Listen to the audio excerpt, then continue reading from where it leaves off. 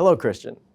It seems that equity markets have propelled higher based merely on the expectation that the Fed is going to cut rates, whereas other data points, whether it be long-term bond yields, job growth, or equity market valuations, suggest downside risk.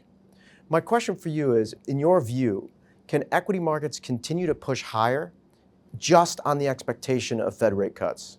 I want to preface the answer by saying the crystal ball is foggy at best. But I think it helps to take a step back and look at the data, look at the facts. And as we sit here today, inflation has been above the Fed's 2% target for 53 months in a row. 53 months. And then you look at core inflation, and that's been quite persistently hovering around 3% for 2 years. And remember, over the past 40 years, the Fed cut rates a single time when core inflation was above 3%. Now, consistent with those inflation numbers, though somewhat moderating, when we look at wage growth, it's still trending above its 50-year average. And conversely, the unemployment rate is below its 50-year average. So what that tells me is this isn't exactly an economy that has a ton of slack. Meanwhile, you look at very long-dated treasuries, such as the 30-year, for example, and that's grinding higher. The yield is grinding higher, if anything. Then there's the Taylor rule, named after Stanford economist John Taylor. And when we look at the Taylor rule today, it would advocate for approximately 100 bips higher interest rates, not lower interest rates.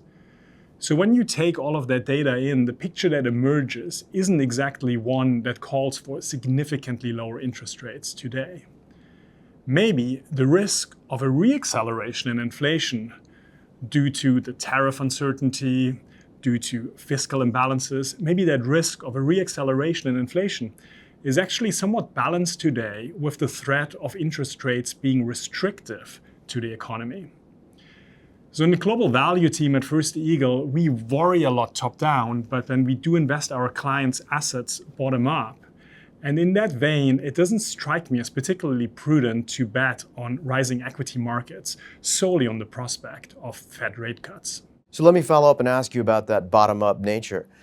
When you look at equity market dispersion in terms of valuation, there are some pockets of the market, like US large cap, which are definitely stretched relative to history, but others, like small cap and international names, which look more median.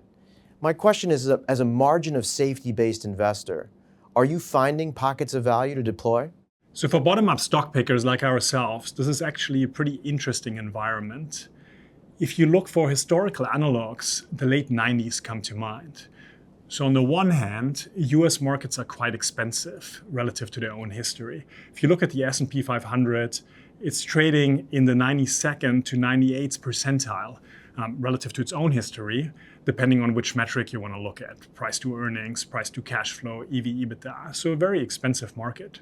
And when you then zoom into the data, what you will find is 10 companies in the S&P 500 make up about 40% of the index, and they trade at even higher multiples than what is already a very expensive index.